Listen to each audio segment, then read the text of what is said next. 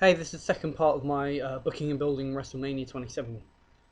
So I'm just going to get into things. Don't want to waste any time. If you haven't seen the first video, go back. It should be up. Go back and watch that first. But this would be my sixth match on the card. It would be the Undertaker one-on-one with Wade Barrett. Now, Undertaker would return at the Elimination Chamber, gate crashing Chris Jericho's highlight reel. Now, look out for mention of that later on in the video. And he would now Alex Riley, who would be there, and Chris Jericho, who would obviously be there, with a right hand and a big boot. And he would then close it out by nailing Triple H with a chokeslam. You'll understand later on. The SmackDown following the Elimination Chamber, the core are shown backstage to be hiding from the Undertaker. They actually look for once that they're scared. So during the show, there'll be a tag team title match between the Hart Dynasty and Justin Gabriel and Heath Slater. And the lights would go out, Undertaker would appear, choke slam them both. They'd get the win by DQ, but they won't win the titles. Wade Barrett would be shown, he would be at ringside and he would be shown to be sort of backing up the entrance ramp, and Undertaker would do the cutthroat sign and point at Barrett as if to say, "You're next." You just show Barrett looking really, really scared of the Undertaker. Barrett comes out next week on SmackDown, and then he cuts a promo saying that the reason he buried the Undertaker alive and bragging rights was because he thought that if he was the one that could claim that he ended the Undertaker's career, that he would be shot up to make a stardom, and that the guys with him would also be shot up as well, and that it would make him, if he was able to claim that he ended the Undertaker's 20-year career, that would make him a legend in WWE. So Undertaker would appear again. He would attack McCool. Barrett would get away, but Undertaker would take out every other member. Undertaker would then get on the microphone. He would call Barrett out, say, "You, me, Wrestlemania," words to that effect. And Barrett would he would look like he's absolutely cacking himself. He'd look like he's shitting himself. So it would sort of be like, Barrett's like, "I really don't want to do this."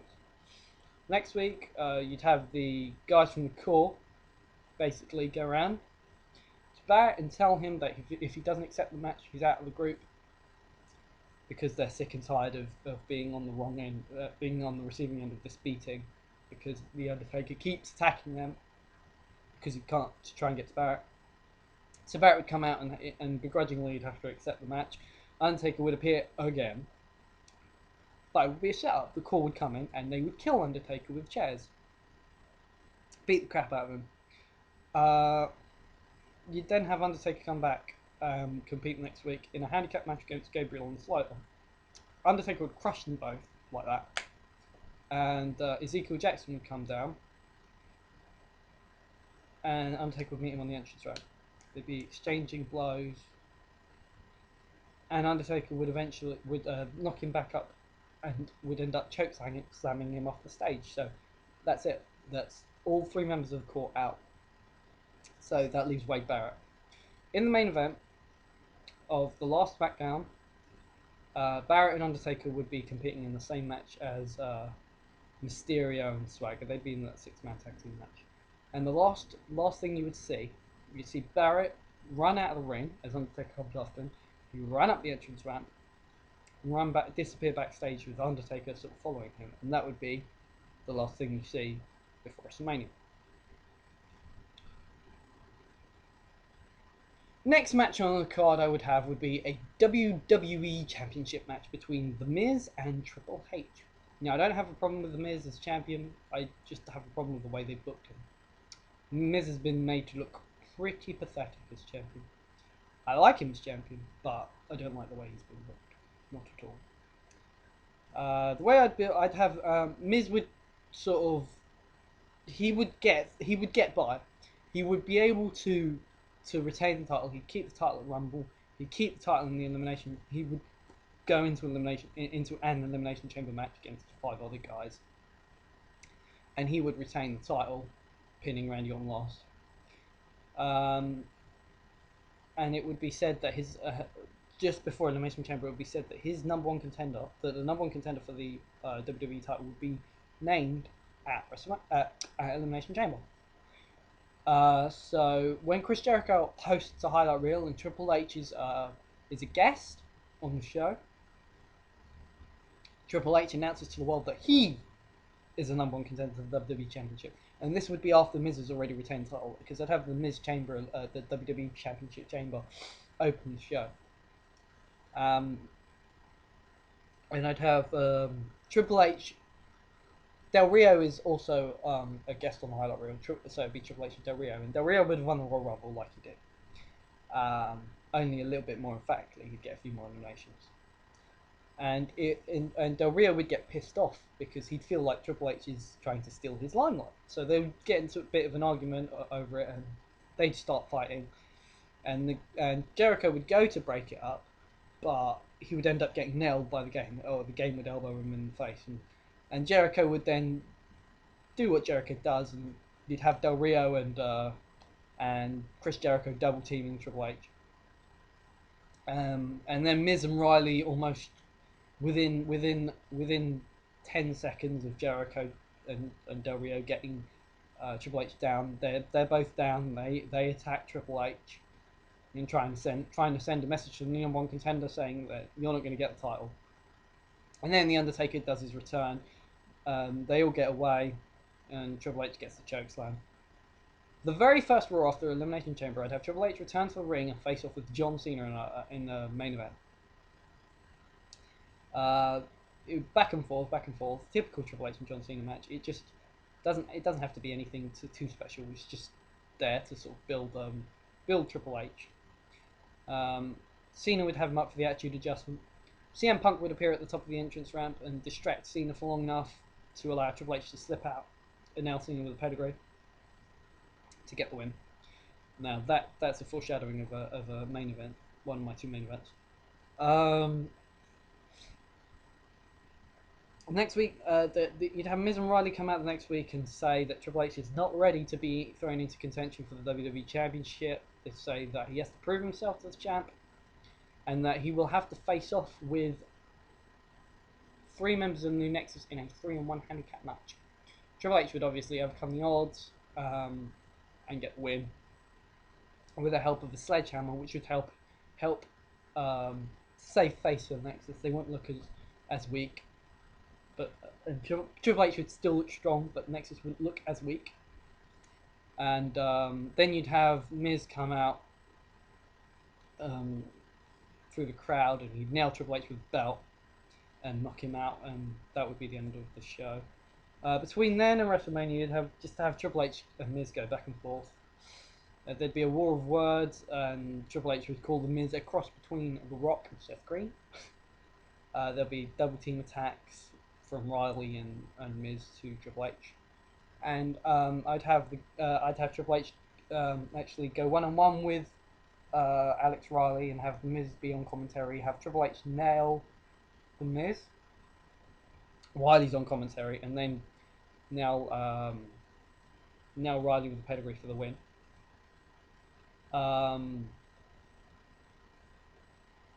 The final Raw before WrestleMania, there'd be a tag team match. It would be Triple H and John Cena against The Miz and CM Punk.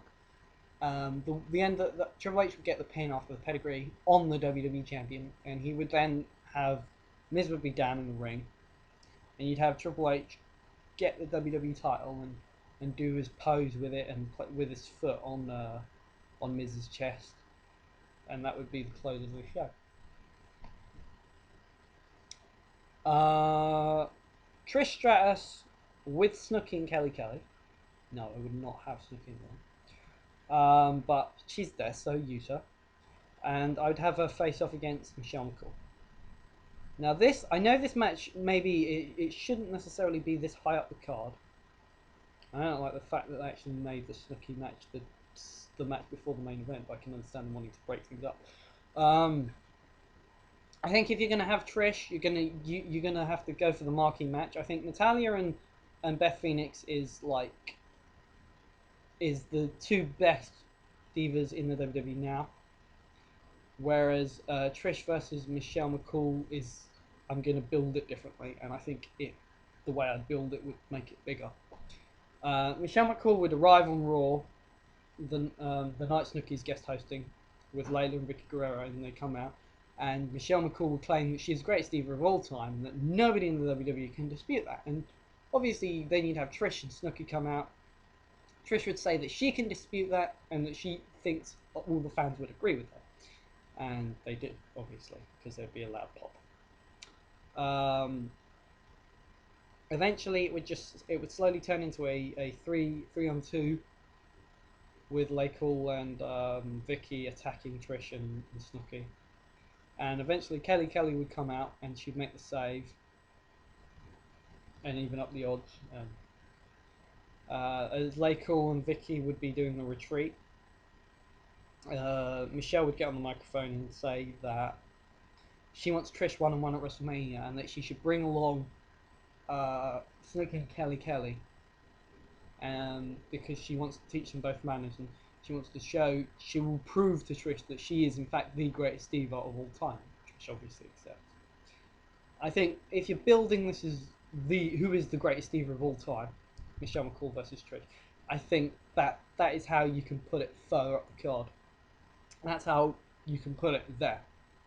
I have no problem with that being that high up the card, and have the Divas Championship match lower down the card, because these are two. I mean, I wouldn't necessarily give Michelle McCool versus Trish as long as I would give Natalya and Beth, because I'd let Natalya and Beth go out there and sort of own it.